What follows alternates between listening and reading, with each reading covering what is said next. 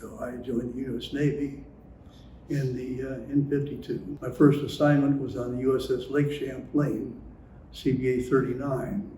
And being a non-designated seaman, I worked in the deck force, helping with the offloading and onloading from joining ships by the bylines and bringing in cargo or sending people over to them. And of course, did go to Korea. I managed to make it over there for the last 3 to 4 months of the conflict. And then we returned to the United States.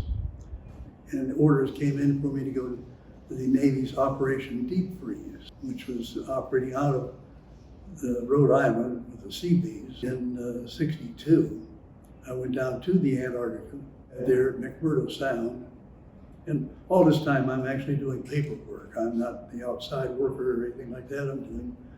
It was neat. It was breathtaking, you could say, because you see the ice and the snow and the penguins and the seals. So we make little field trips out, and we'd come to the berthing areas where the seals were, and they'd be laying there on top of the ice with their babies, and I'd be at 8mm films of the seals with their babies. It's fascinating. You're just out there, and at night you go up on the flight deck and you look up and you see the stars. You can see the stars. There's no city lights to take away the allure.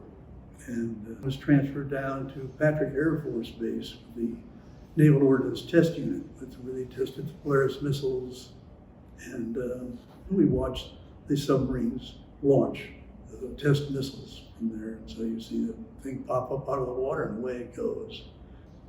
And it was a good 4-year tour of duty. I made chief there, E7. So I didn't have to wear the little white hat anymore and put the chief's hat on.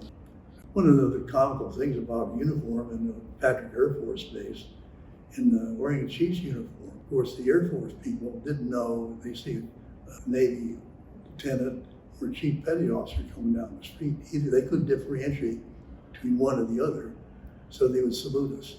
Or they would cross the street because they couldn't figure out what we were, so they didn't have to salute. Mm-hmm. That was always a funny thing.